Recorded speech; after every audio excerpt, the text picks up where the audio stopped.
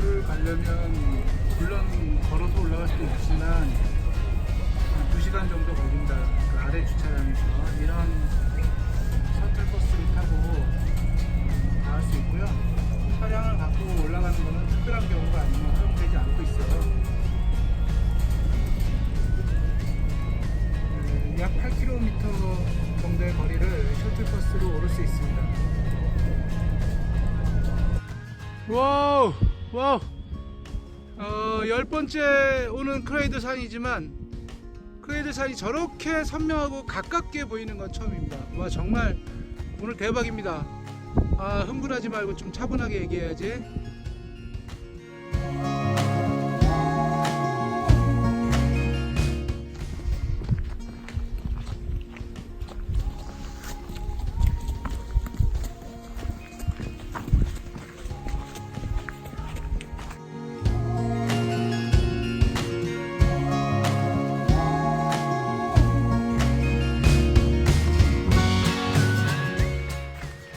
이 길은 도보호수를 한 바퀴 도는 도보호수 서킷인데 1시간 반에서 2시간 걸리는, 속도에 따라 좀 다르겠지만요, 그 정도 걸리는 평이한 코스입니다.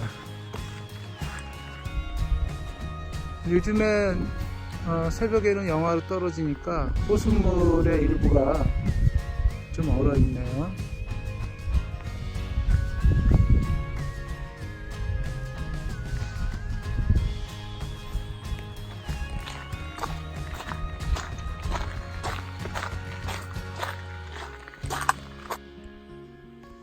이 크레이들 마운틴 국립공원은 유엔에 등재된 세계 자연유산인데요.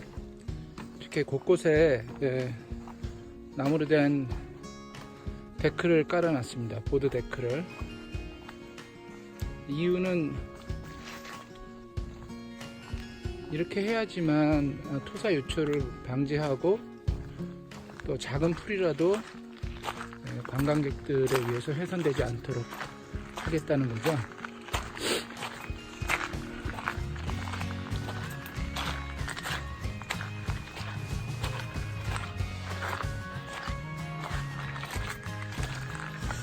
세계 자연유산 등재된 곳은 어디나 마찬가지지만 정말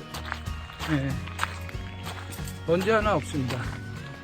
이곳 자체가 미세먼지가 없는 지역이니까 먼지가 없을 수도 있지만 수많은 사람들이 왔다 갔다 하는데 버려진 쓰레기가 한 개도 없어요. 우리도 제주도 검은 얼음 및 용암 동굴군이 세계 자연유산인데 관리가 철저하죠. 분위기는 여기하고는 이제 좀 다릅니다만, 이곳은 도보호수 주변에 당일치기를 걸을 수 있는 코스가 한 7개 정도 되는데 어디든 다 좋습니다. 그래서 가벼운 마음으로 와가지고 짧게는 1시간에서 길게는 4시간, 아주 길게 걸으려면 크레이들산 정상까지도 당일로 갔다 올 수 있는데 10시간 잡아야 돼요. 정말 멋진 곳이죠. 확실히 봄이 시작됐지만 여기는 해발 고도가 높고 지금 현재 있는 곳이 해발 1100m 정도 됩니다. 여기저기 잔설이 남아 있고요. 이곳을 방문할 최적의 시기는 10월에서 11월. 12월은 이제 본격적인 여름인데 좀 걷기엔 더울 거예요. 하지만 아무리 본격적인 여름이라도 낮 최고 기온이 26도 정도밖에 안 올라가는 곳이라, 물론 이 크레이들 산 같은 경우는 낮 최고 기온이 한 20도에서 22도 사이 이렇게 보시면 됩니다. 좀 더 가까이 오니까 크레이들 산이 확실히 더 선명하게 분명하게 보이는데, 저기 정상은 해발 1550m입니다. 지난 5월에 아이들하고 올라갔던 생각이 나는데 그때 어떻게 올라가는지 참 신기합니다. 10월달에 한번 더 가기로 하자고 얘기하는데 아이들은 이제 극력 반대를 하고 있죠.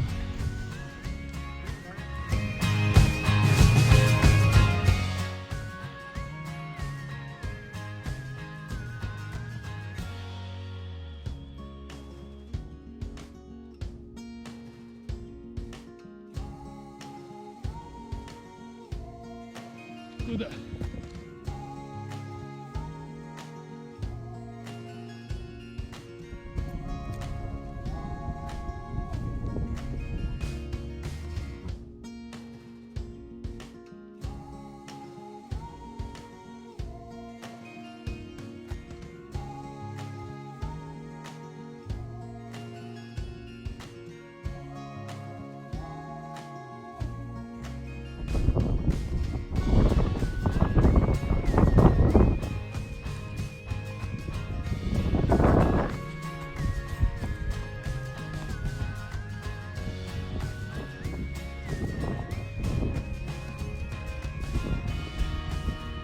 이제 저 일본인 저 누나 따라서 빨리 가 얼른.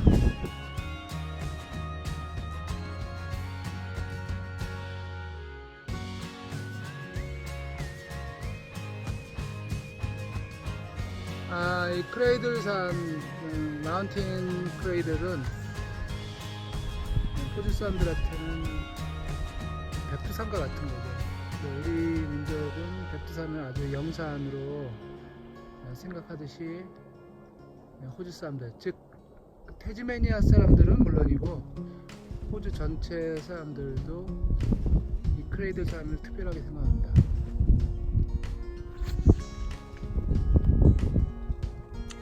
여러분도 이제 언젠가는 여기 보시고 크레이들 산 정상에도 한번 가보시기를. 정상 올라가는 길목에 있는 그 대피소, 작은 대피소가 있는데 좋은 일은 아니지만 어떤 사람이 한글로 나 여기 왔다 갔다고 날짜를 묻게 나무에다 칼로 새겼더구만요. 아직은 한국인의 방문이 많지 않은데 향후 5년 안에 급속하게 늘어나지 않을까 생각합니다.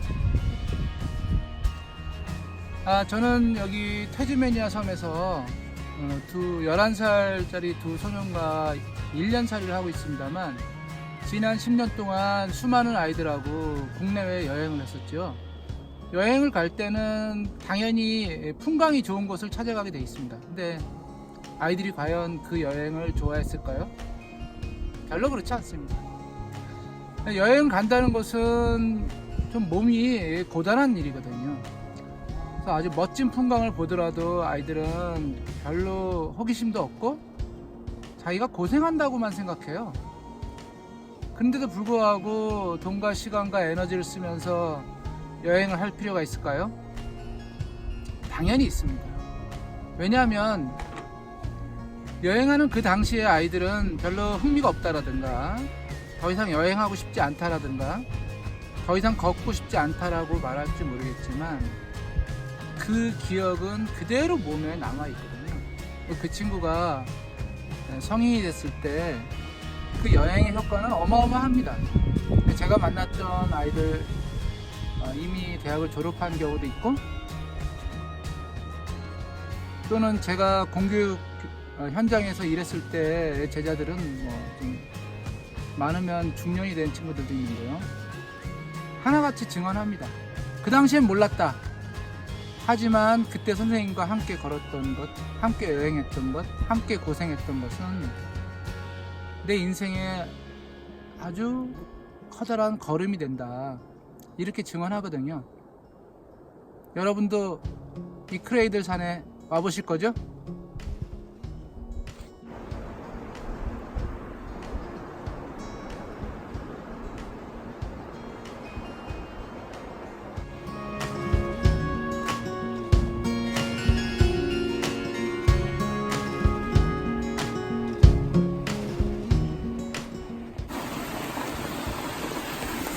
혹독한 환경 속에서는 생물들이 오래 살 수가 없는 거거든요.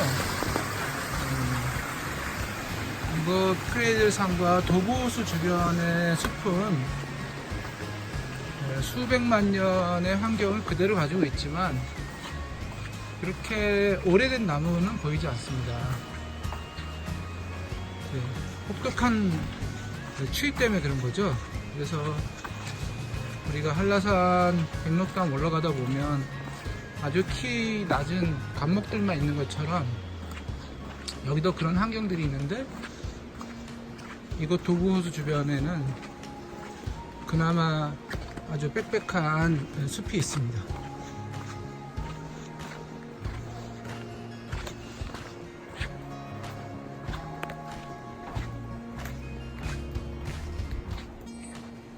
호주 본토의 시드니나 멜번, 브리스번 이런 곳보다 여기 태즈메니아가 먼저 사람들이 들어와서 살기 시작했거든요. 그만큼 자연환경들이 좋고 사계절이 뚜렷하지만 계절 간의 기온이 그렇게 차이가 나지 않습니다. 용인에 있는 그 한택식물원에 가면 이제 호주관이 있습니다. 호주 식물원이 따로 온실이 되어 있는데 그 중에서 호주의 대표적인 식물 3가지를 소개하고 있거든요. 하나는 바오밥 나무와 그 다음에 글라스 트리, 글라스 풀이라는 글라스와 트리, 글라스 트리, 그리고 병솔나무, 이렇게 3가지가 호주를 대표하는 식물로 되어 있어요. 그런데 병솔나무나 글라스 트리는 여기 태즈메니아가 원산지입니다. 그러니까 우리의 벚꽃의 세계 최초의 원산지는 제주도인 것처럼 한국을 비롯해서 세계 각국의 정원의 그 관상수를 가장 각광받는 병솔나무, 그것이 이 태즈메니아가 원산지예요. 하지만 뭐 바오밥 나무는 여기 와서 보지 못했습니다. 있을 수 있겠지만 아마 그건 호주 본토 쪽에 있지 않을까 싶고요. 또 사실 더 다양한 바오밥 나무는 아프리카 쪽에 더 많죠.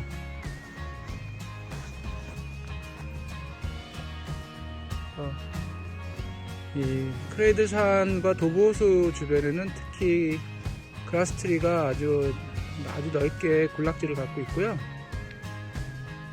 병솔나무는 예쁜 꽃을 이제 피울 봄이 왔죠. 10월 달쯤에는 화려한 병솔나무 꽃이 피지 않을까 기대를 하고 있습니다. 여러분은 저와 함께 크레이들산 중턱이라고 할 수 있을까요? 위치한 도보호수, 즉 비둘기를 말할 때 도부잖아요, 영어 단어로. 그 도부입니다. 그 도보호수를 한 바퀴 도는 둘레길을 걷고 계신데요.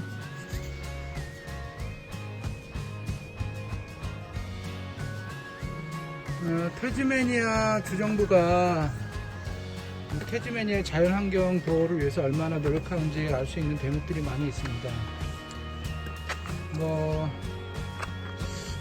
여기 사람들은 너무나 당연하다고 생각하지만 한국하고 비교해 볼 수 있는데요. 이 멋진 풍광이 있는 호수 주변에는 일학시설들이 들어서잖아요, 많이. 한국에서 말입니다. 여행객을 위한 모텔이라든가 또는 식당, 카페 이런 것들이 들어설 수 있는데 이쪽은 전혀 그걸 허락하지 않고 있죠.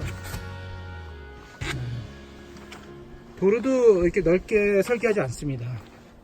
그리고 수많은 작은 강들을 건너는 다리가 있는데 다리는 대부분 왕복 차선이 아니고 편도 1차선으로 되어 있어요.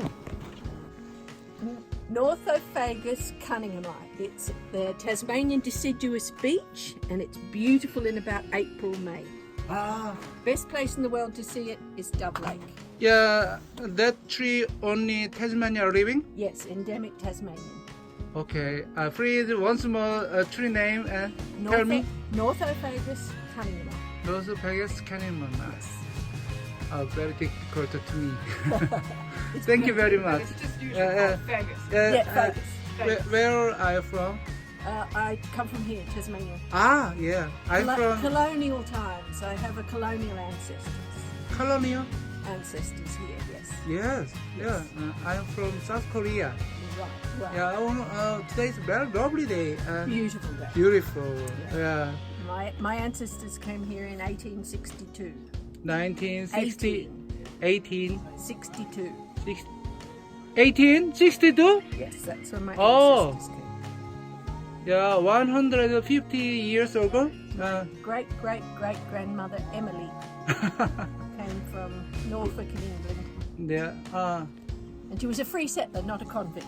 Yes. She wanted everybody to know that. I It was see. very important back then. Thank you very much. Thank Have a you. good day. You too. Cheerio. 태즈메니아에만 식생한다는 그 나무 이름을 듣고도 북쪽을 뜻하는 너스를 시작하는데 듣고도 잘 기억할 수가 없어요. 좀 어려운 말이에요. 근데 그걸 이제 간단히 줄여서 여기 사람들은 페거스라고 부른다고 하네요. F A G O U S 페거스. 페거스 트리. 그 가을에 낙엽이 너무나 이쁘다고 하는데 저는 지난 4월 가을에 왔지만 그때는 몰랐고 이제 여름이 되면 태즈메니아 생활을 마치기 때문에 페거스의 가을 낙엽을 보기가 쉽지 않겠네요. 다음 기회에 가을에 맞춰서 꼭 다시 와야 되겠습니다.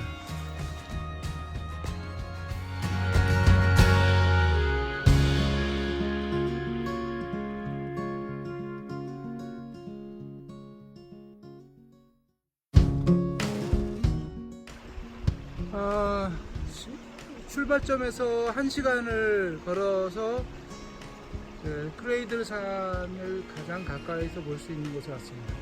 물론 도브호수 서킷을 걸었을 때 가장 가깝다는 얘기고요.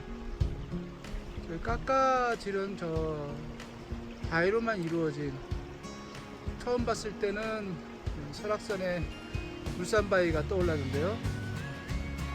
저렇게 절벽같이 보이지만 정상 올라가는 루트가 있습니다. 이 서킷에서는 여기가 가장 가까운 곳인데요. 오늘은 1년 중에 한 50일 정도만 해당하는 크레이들 산 전체가 아주 선명하게 보이는 날이거든요. 여기가 이제 전망도 좋고 그래서 잠깐 앉았다 가라고 하는 의자가 있죠. 여기 잠깐 앉아가겠습니다.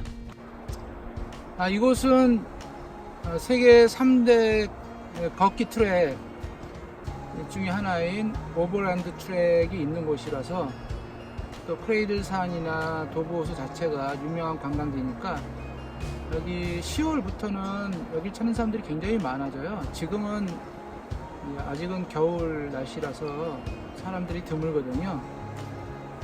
근대가 준 과학 중심주의가 극단으로 치달으면서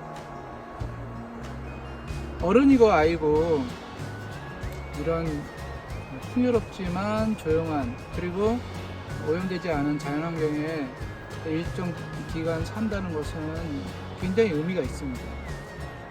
회복을 위한 가장 최적의 방법론이 아닐까 싶고요. 그래서 태즈메니아를 찾아서 왔고, 특히 우리가 지내는 집은 이곳 크레이들 산에서 차로 30분 정도밖에 떨어지지 않은 곳이거든요. 태즈메니아 전체가 남한의 70%의 크기이기 때문에 상당히 넓고 제주도의 37배 정도의 넓이인데 차로 30분 거리는 비교적 가까운 곳이죠. 그래서 여러 번 크레이들 산과 도브호수를 찾고 있습니다. 저기 보이는 뭉툭한 바위가 메리온스 룩아웃, 메리온 전망대라고 해서 이 도브호수가 한눈에 내려다 보이는 전망대입니다. 주차장에서 저기 메리온 전망대까지는 1시간 반 정도 걸려요. 예, 쭉 보이는 아까 소개한 메리온 전망대를 비롯해서 보여지는 능선들을 타고 트레킹이 이어지고요. 이어지다가 크레이들 산으로도 올라가는 길을 만나게 됩니다.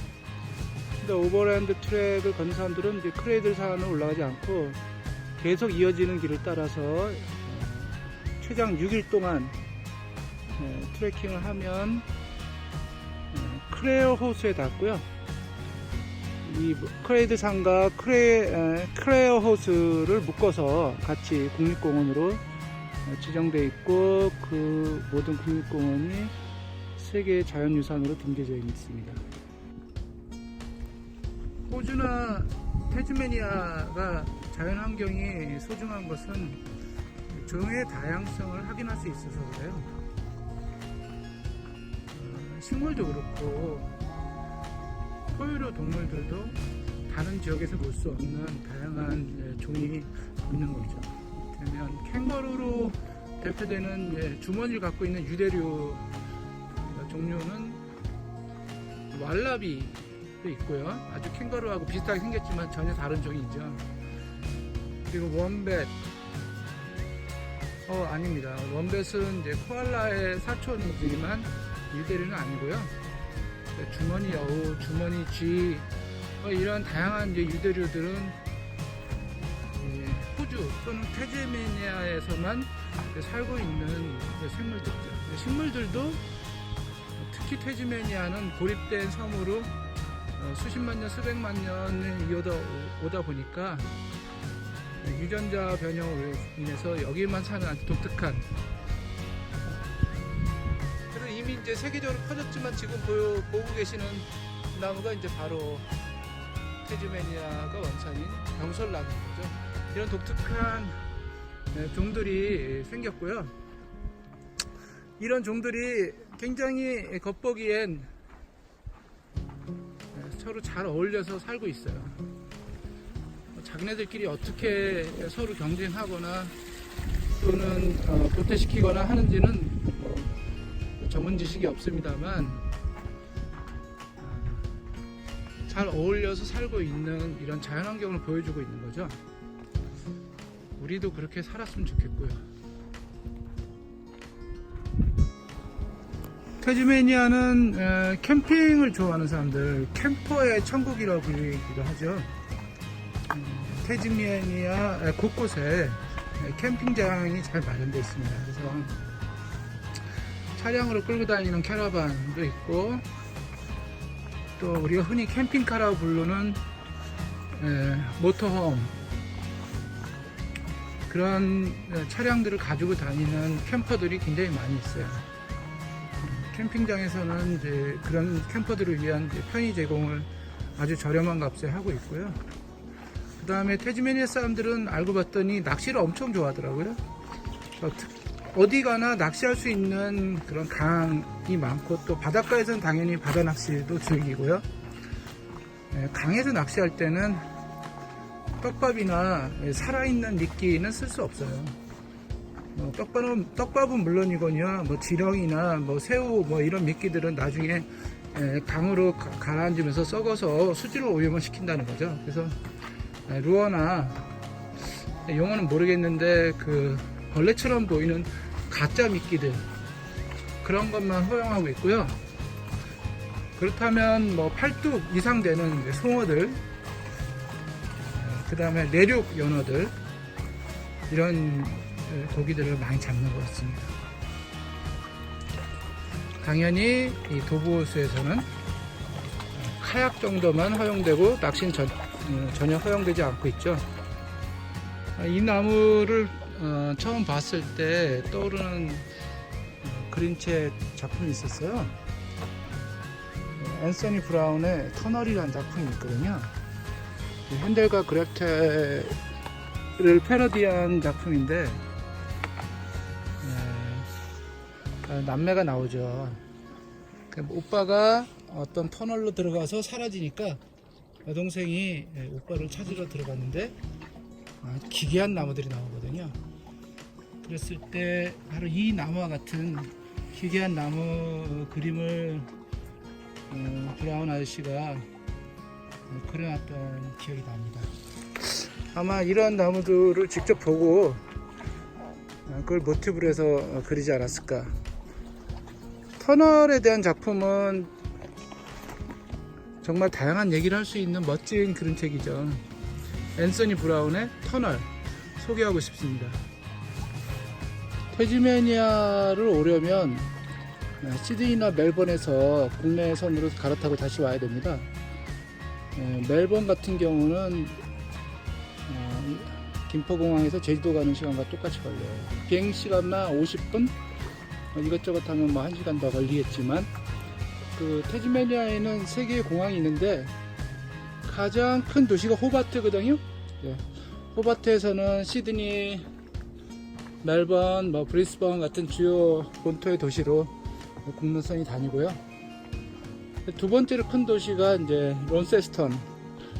제가 사는 집에서 비교적 가까운 곳인데, 론세스턴에서는 시드니하고 멜번만 다니는 국내선이 있어요. 그리고 데번포트가 세 번째로 큰 도시인데 거기서는 멜번만 다닙니다. 그래서 한국인 여행자 입장에서는 호바트로 들어와서 태즈메니아 여러 곳을 훑고 론세스턴에서 시드니로 다시 넘어가는 그런 코스를 많이 선호하고요. 국내선 비행기 가격은 이제 얼마 안 되기 때문에 큰 부담은 안 해요. 거꾸로 할 수도 있어요. 론세스턴으로 들어와서 호바트로 나가는 그런 코스도 있죠.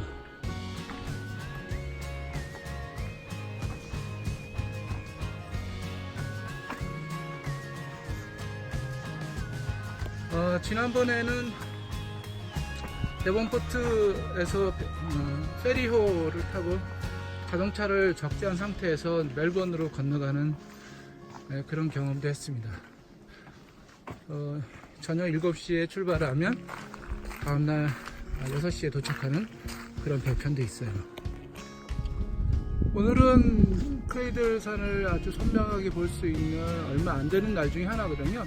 여기서 만나는 현지 관광객들 모두 러블리데이라고 엄지를 치켜 세웁니다.